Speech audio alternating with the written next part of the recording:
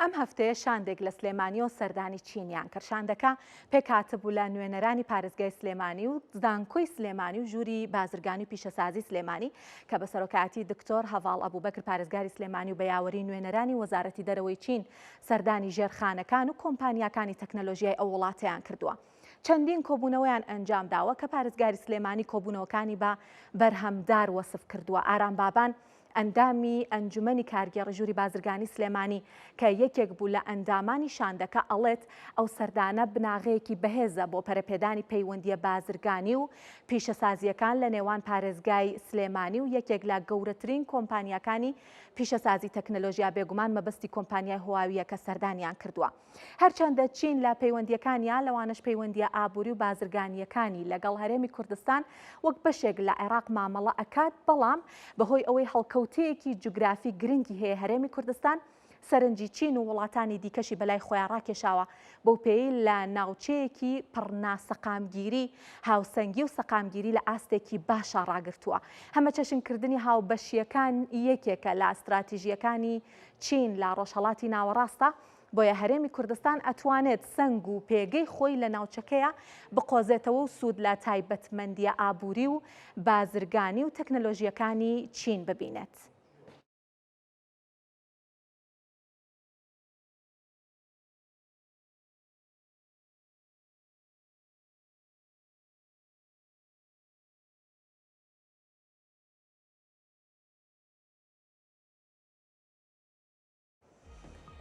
لێرە بەداتا و ژمارە هەندێک باسی پەیوەندیە بازرگانی و ئابوووریەکانی هەرێمی کوردستان و چین ئەکەین، هەرچەند وەکو لە هەواڵەکەشا بۆم باسکردن لەبەر ئەوەی کە چین وەکو بەشێک لە عێراق مامەڵە لەگەڵ هەرێمی کوردستانەکان ڕەنگە تۆزێ قورس بێ بمانەوێ داتای فەرمیمان دەستکەوێت، بەڵام ئەوەی کە هەیە لێرە ئێمە باسی ئەکەین بە دیاریکراوی پەیوەندی بازرگانی عێراق و چین سەر و 50 میلیارد دۆلارە. بەڵام لێرەیە ئەگەر بە تایبەتی باسی هەرێمی کوردستان بکەین، پەیوەندیەکانی لەگەڵ چین لە بواری وزە بازرگانی و بەرهێنان و کشت و کاڵە ئەوەی بۆ ئێمە وەکو تیمی ئابووری کورساد نیوز سەرنجڕاکێش بوو لە سەردانەکەی شاندی سلێمانی بۆ چین ئەوەیە کە کەرتی تەکنەلۆژیا وەزیرەکی دەستکرد بە ئامانجگیرا بوو کە ئەگەر لەم سەردەمەیە بێگومان لەم کەرتەیە دواب بکەوی ناتوانیانی هەمیشە لە ئابوووریەکە تا لە پێشکەوتنی ئابووری تا بۆ شایەک بەدی ئەکرێت. چین دووەم گەورەترین کڕیاری نەوتە، بۆیە ئەمە یەکێک لە هۆکارەکانەکە پەیوەندی نێوان هەرێمی کوردستان و چینی بەهێز کردو کە ئێمە هیوا خوازین ئەمە ینی گرنگترین و هەموو بەشی پەیوەندیەکە نەبێت، بەڵام ئەوە شتێکی حاشا هەڵنەگرا کە هەرێمی کوردستان بەهۆی نەوتەکەیەوە ئەبێتە جێی سەرنجی هەندێک لە وڵاتانی دەرەوە. بەڵام 11.1 ملیۆن بەرمیل لەلایەن چینەوە نەوت ئەکردرێ وەکوتم گەورەترین کڕیاری نەوتە لەسەر ئاستی جیهان و لە بەرامبەریشە هەرێمی کوردستان یەدەگێکی باشی وزەی هەیە، نەکەر تەنها نەوت، یەدەگێکی باشی نەوت و غازی هەیە کە 45 میلیارد بەرمیل یەدەگی نەوتی سەلمێنراوی هەیە و غازەکەشی 25 تریلیۆن پێسەجایە وەکوتم یەدەگی سەلمێنراو لە 120 یەدەگی عێراق لە هەرێمی کوردستانە. بۆیە ئەم هەرێمە جێی سەرنجی زلهێزەکانی جیهانە و لەوانش بێگومان چین. مێژووی کۆمپانیا چینیەکانیش لە هەرێمی کوردستان مێژوویەکی دوور و درێژە. لێرە ئەگەر بمانوێ باسی بکەین سەرەتا ساڵی 2008 کۆمپانیای سینۆپیک هات و بەرهێنانی کرد لە هەرێمی کوردستان و پشکی کۆمپانیایەکی سویسری کڕیەوە بە بەهای 7.24 میلیارد دۆلار کە ئەم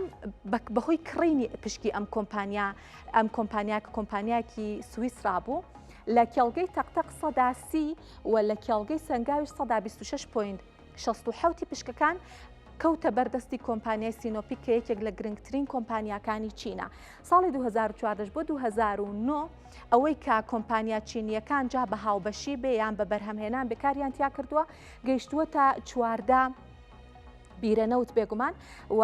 ئەگەر باسی هەناردەی نەوتیش بکەم لە هەرێمی کوردستانەوە بۆ چین کاتی خۆی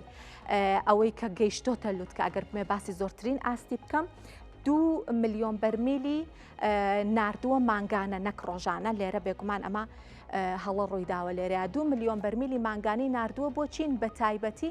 ئەو کاتە باسی ئەو کاتە ئەەکەم کە لە ڕێگەی بەندەری جیهان و کوردستان بۆ خۆی نەوتی هەناردا کرد کە ئەوەش بوو بە ناکۆکی لە نێوان حکوومەتی هەرێم و حکوومەتی فیدراڵی. پێگەی بازرگانی چین لە هەرێمی کوردستان سێەم گەورەترین هاوبەشی بازرگانی هەرێمی کوردستانە دوای ئێران و تورکیا. ڕەنگە هۆکارەکەی ئەوە بێت کە ئێران و تورکیا دراوسێن و لە ڕووی ترانزیتیەوە بۆ عێراق باشترە کە هاوبەشێکی نزیکی بن، بەڵامەوەی کە گرنگە هەموم بازاڕانە بەداخەوە لە بەرەوەی کە بازاری هەرێمی کوردستان بازارێکی بەکاربەرە کێبڕکەیانە لە بەرەوەی کە بتوانن زیاترین پشک لە بازاری هەرێمی کوردستان بۆ ساختکردنەوەی بەرهەمەکانیان بپچڕێن. ئێمە هیوادارین کە ئەو وڵاتانە بۆ بەرهێنان بۆ هەرێمی کوردستان زیاتر پەلکێش بکرێن. پەیوەندیەکانیش ئەگەر ینی باسی کەرتی پەیوەندیەکان بکەم، کۆمپانیای هۆواوی ZTE 180 پەیوەندیەکانی کوردستان و عێراق جێبەجێ ئەکەن و کۆمپانیا چینیەکانیش لە هەرێمی کوردستان تاوەکو ساڵی ڕابردوو نزیکەی 6 کۆمپانیا بوون، ڕەنگە ئێستا زیاتریش بن کە گرنگترینیان سینۆما، گێژۆبا گروپ، CMEC، پاوەر چاینا و کۆمپانیای هۆواوی. ئەگەر زانیاری زیاترمان هەبێت هاوڕێیان هەر دەربارەی ئەم بابەتە و پەیوەندی چین و هەرێمی کوردستان بڵێ. سلەیمانی ئۆی چین هەر لە ماوەی ڕابردووە بوون بە دەستە خوشک. ئەمێ بە کورتی باسێکی پێگەی ئەم دوو پارێزگایەتان بۆ بکەم. ئەگەر بێ باسی ئۆ بکەم لە ڕووی پێگەی ئابووری و ساڵی 2024 کۆی بەرهەمی ناوخۆکەی 34 ملیار دلار بوو کە لە 7.5 گەشەی کردووە و هاوردە و هەناردەکەی 92 ملیار دلار بۆ دیسان ئەویش 8.2 گەشەی کردووە. تقریبا 11.55 میلیۆن بازرگانیش لەو پارێزگایە تۆمار کراون، دیسان ئەویش بەرزبوونەوەی تۆمار کردووە. لە ڕووی گەشە و پێگەی بازرگانی پارێزگای سلێمانیش لە ڕووی وەبەرهێنان و لە ڕووی پیشەسازیەوەیەکێکە لە پارێزگا پێشەنگەکان لەسەر ئاستی هەرێمی کوردستان و عێراقیش پرۆژەی وەبەرهێنان تەنها ساڵی ڕابردوو لە پارێزگای سلێمانی بێگومان 29 پرۆژە بووە، بەڵام 2004 بۆ 2025 18 ملیار و 900 میلیۆن دلار سەرمایە بەگەڕخراوە لە پارێزگای سلێمانی کە لە کەرتی پیشەسازیە 10.8 میلیارد دلار بووە، لە کەرتی نیشتەجێبوونە 4 میلیارد دلار و ئەوەش کە لە کەرتی گەشتیاریە بۆ 1 میلیار و 700 میلیۆن دلار بووە. جا من ئەمێ هەر دەربارەی ئەم بابەتە گفتوگۆیەکی باش بکەم لەگەڵ دکتۆر هەڤاڵ ئەبوبەکر پارێزگاری سلێمانی. دکتۆر هەڤاڵ وەکوتم سەرۆکایەتی ئەو شاندەی کردووە کە سەردانی چینیان کردووە، ئامانج لێی بە تایبەتی کەرتی تەکنەلۆژیا و زیرەکی دەستکرد بووە لە وڵاتە، بۆیە کەس ناتوانێت وەکو دکتۆر هەڤاڵ زانیاریمان لەو بارەیەوە پێبات. دکتۆر زۆر بەخێر هاتن. پێمان بڵێن دکتۆرەوە لە پێگەی فەرمی خۆتان لە تۆڕی کۆمەڵاتی وتبووتان ئەم سەردانە بەرهەمدار بووە، چۆن بەرهەمدار بووە، چیتان دەستکەوت لە سەردانەکە بۆچی؟ زۆر سپاس بۆ ئێوە. سەردانەکە ئێمە لەسەر داوای وەزارەتی دەرەوەی کۆماری میلی چین و بەهیمەتەکانی باڵوێز و کۆنسۆلی چین لە عێراقی فیدراڵ و هەرێمی کوردستان و هەوڵەکانی بەڕێز کاکامیل کە نوێنەرایەتی پەیوەندی کۆمپانیا عێراقیەکانەکە لە شاری ئیو و ژووری بازرگانی و پیشەسازی چینی عێراقی و لە هەمان کاتە هەوڵە بەردەوامەکانی بەڕێز دکتۆر محەممەد سابیر کە هاوکار و پشتیوان بوون و ئەو ژمارە زۆرەی خوێنکار و بازرگان و توێژەر و ئەکادیمیستەکانمان کە لە وڵاتی چینن و سەرمایەکی مرۆیی زۆر گەورە و گرنگی ئێمن و ئاستی ئەو پەیوەندیانی کە عێراق و هەرێمی کوردستان و سلێمانی لە هەموو بوارەکان لەگەڵ وڵاتی چین هەیەتی و ئەو استراتیژە نوێی کە چین ئەمڕۆ پەیڕەوی ئەکا لەگەڵ هەموو وڵاتانی دنیاە یارمەتی دەربوون بۆ ئەو بابەتە. باسی بەرهەمداری ئێمە گەڕێتەوە بۆی کە چین ئەمڕۆ پلانێکی استراتیژی درێژخایەن جێبەجێیەکە بۆ تەواوکردنی ڕێگای کۆنی کە پێی وتراوە ڕێگای ئاوریشم کە ئەم ناوە ئەڵمانیەکان لەوانیان ناوانەک خۆیان لە خۆیانیان نابێ بە نرخترین شتەکانی ئەوان چۆتە ئەوروپا و چۆتە خۆرەڵاتی ناوەڕاست و چۆتە ئاسیای ناوەڕاست. بۆ تەواوکردنی ئەوە سەرۆکی ئێستای چین دەستپێشخەریکی گەورەی لە 2013ەوە ڕاگەیاندووە و ئیستا گەشتۆتە تۆپ کە ڕێگای پشتێن و ڕێگا پرۆژەی یا دەستپێشخەری پشتێن و ڕێگا تەواو بکە و ئەم شارەکە زۆر لە سلێمانیە چێ لە ڕووی ژێرخانەوە و لە ڕووی دەرفەتەکانیەوە لە ڕووی خۆ پشت بە خۆبەستن و بچووک و مامناوەندەکانەوە ئەتوانێت وەکو ئەو بەرەو هەستانەوەیەکی ئابووری زۆر مەزن بچێ. ئێمە کە باسەکەین لەگەڵ شاری ئیوە ئەم شارە ئێستا پایتەختی هەموو دنیاە، پایتەختی ئابووری و پیشەسازی و ئاڵوگۆڕی بازرگانی دوو ئاراستەی هەموو دنیاە بۆ بزنسە بچووکەکان و پیشە بچووکەکان کە هەموو دنیا لێرەوە کاڵاکانیان دابینەکەن و کاڵاکانیان بۆ ئێرە بۆ ئەوی بە دنیای بناسیێن و بیفرۆشن. ئەمان توانیویانە ڕێگایەکی شەمەنەفەری وشکانی بەندەرێکی وشکانی لە ئیۆوە کە دواخاڵی ڕۆژهەڵاتی چینە ئیتر ئەو بەری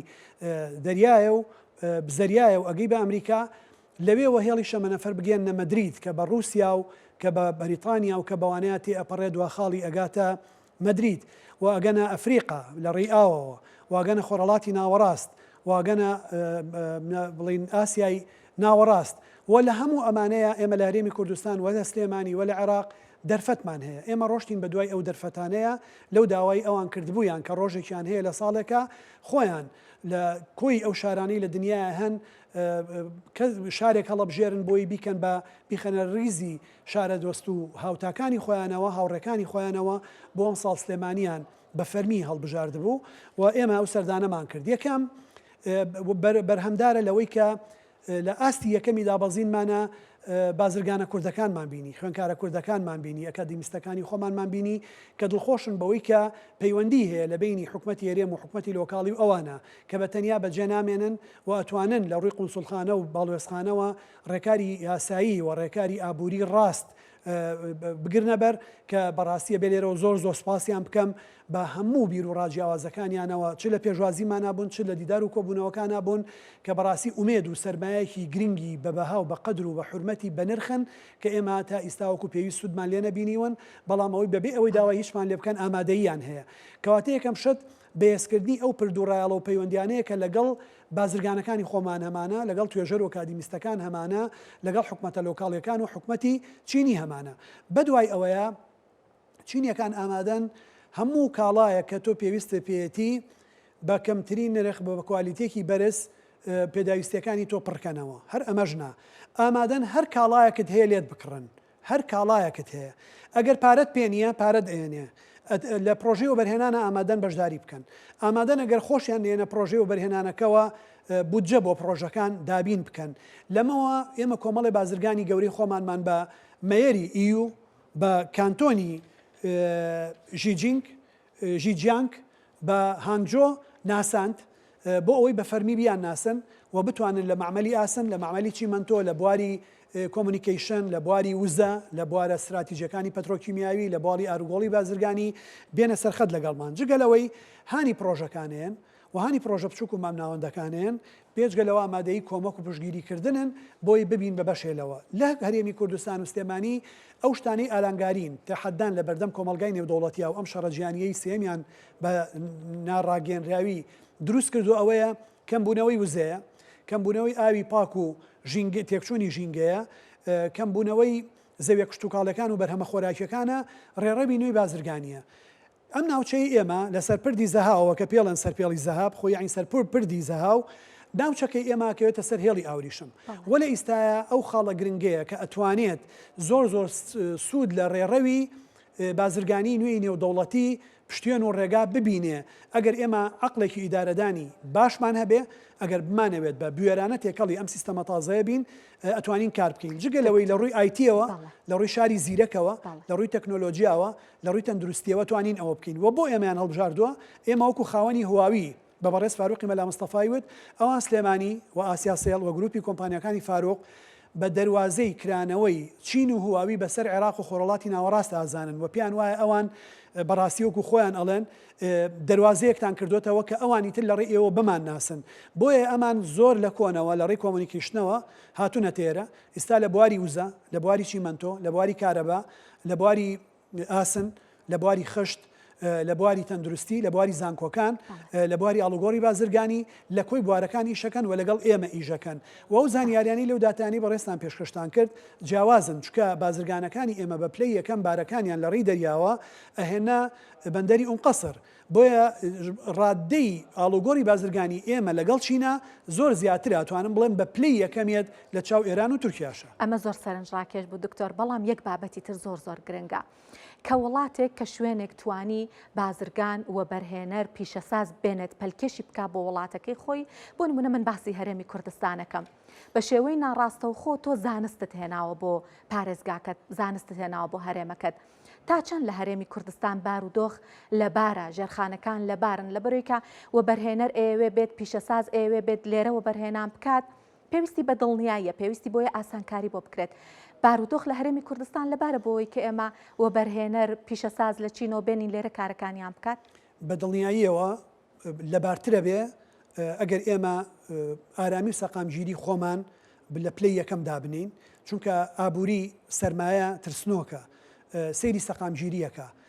ئێمە ئەوان باش ئێمە ناسن مێژووی ناسینی چین و کوردستان مێژوویەکی دوورە کە من بۆ باسەکردن بەشێک لەوانە کەنەوەی تازەی ئەوان و پێگەیشتون نەیانەزانی ئێمە لە سەردەمی پاشایەکی وەکو فەخفورەوە کە ئەم فەخفوری سا خەڵک نانیتی یاخوا قاب و کەوچک بۆ ئەویان دروست کردووە کە لەو سەردەمەیە بەس قەیسەری ڕۆم و فەخفوری چین ئیمپراتۆر و پاشا بوون ئێمە لە فەخفورەوەیان ناسین لە ئەدەبیاتی ئێمەیە لە شعرەکانی نالیە لە شعری کوردیە ئەوانە ڕەنگیاوەتەوە مێژووی ناسینی ئێمە بۆ ئەوان مێژوویەکی دوورە گەڕێتەوە بۆ ڕێگای ئاوریشم لەوێوە تا ئیستا بەردەوامی هەیە بە تایبەتی ئەوان کە زۆر پێویستیان بە نەوتە عێراق چه هەند چه چین عێراق بە دۆستێکی استراتیژی خۆیاندا ئەنێن جگە لەوەی کە ئێمە تەنیا مەرج نییە بازرگانی لەگەڵ ئەوان بکەین ئیستا ئەوان ئەفریقایان لە ئەولەوێتە داناوە نەک هەر ئەوروپا و ئەمریکا هەموو دنیا بازاڕە بۆ ئەوان هەموو دنیا سەرچاوی هێنانی کاڵایە و بردننی کاڵایە بۆ ئەوان بەڵام بۆ ئێمە ئەوان لە شتە تەقلیدیەکانەوە ئەو میلەتانی کە لە قۆناغی یەکەمی سەدەی بیستان تا ئەوانەی کە ئیستا لە قۆناغی پێشکەوتوو ئای سەدەی بیستویەکان سین لە پێش هەمویانەوەیە بەڵام پێداویستی هەمویان دابینەکە واتە لە شتە زۆر زۆر کۆنەکانەوە تا شتە زۆر زۆر تازەکان و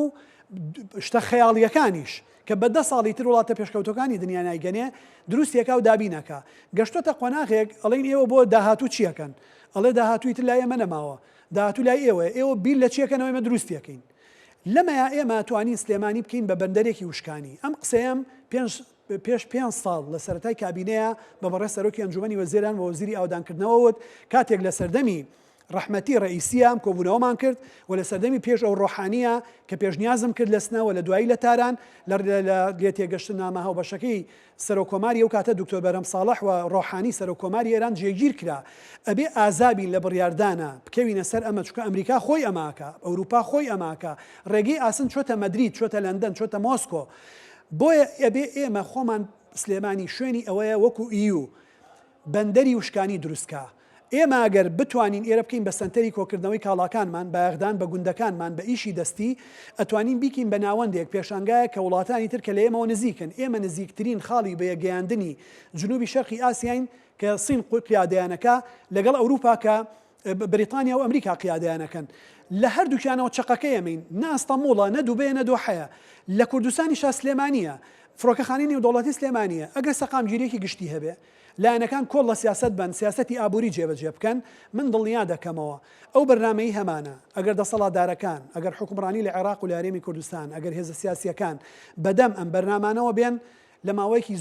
زۆر کورتە ئەتوانین هەستانەوەیەکی ئابووری زۆر گرنگ بکەین کە هیچی کەمتر لە بێلەوەی لە 40 ساڵی ڕابردووە شاری ئیوک لە هەژارترین ناوچەی پەراوێزخراوی چینەوە بۆ بە پایتەختی هەموو دنیا بۆ ئابووری دنیا. باشە دکتۆر یەک پرسیاری ترم هەیە بە کورتی ئەیکەم لەبەرەوەی کاتی بەرنامەکەشمان تۆزە سنووردارە دکتۆرگیان لەم سەردانەتان بۆ چین توانیتان بۆ نمونە لێک تێگەیشتن ئەنجام بن لەگەڵ ئەو کۆمپانیانە کە بینیوتانە باسی نازام ئاخۆم ڕێکەوتنتان کردووەیان نا یان لێک تێگەیشتنی ئابووری و تەکنەلۆژیکی لەگەڵ ئەو کۆمپانیان لەبەرەوەی ئەوەی ئێوە بینیوتانن کۆمپانیای تەکنەلۆژیا بوون ئێمە لە تێگەشتێکی هاوبەشی فەرمیمان لەگەڵ حکومەتی هەرێمایەتی ژیجیانگ هانگۆ ئیو ئیمزا کردووە بۆ هەموو بوارەکان بۆ بواری زانکۆکان ژوورە بازرگانی و پیشەسازیەکان و بەرهێنان کولتور فەرهەنگ لایەنی کۆمونیکیشن بزنس ڕێگەوبانەکان گواستنەوەی گشتی هەموو بوارەکان ئەگرێتەوە و ئەم کۆمپانیانە پلێکن لە ئاستی عالەمە لە ئاستی دنیاە سەردانی هەمویانمان کردووە هەمویان ئامادەیان هەیە کەوتۆتە سەر ئەوەی کە ئێمە داوا بکەین چیمانەوێ و چۆن ئەو میکانیزمە بکەین و چ ئۆپشنێک هەڵەبژێرین ئەوان تەنیا داوای ئەوە ناکەن ئێمە پارەیان بینێ و کاڵامان بنێ نەخێر ئیسا سیاسەتیان گۆڕیوە گەنم بەترەکەن بەرهەمیان بەرێ بەرهەم تێنێ پارەت پێنێ پارە دێنێ پرۆژەی و بەرهێنانت نییە پرۆژە دێنێ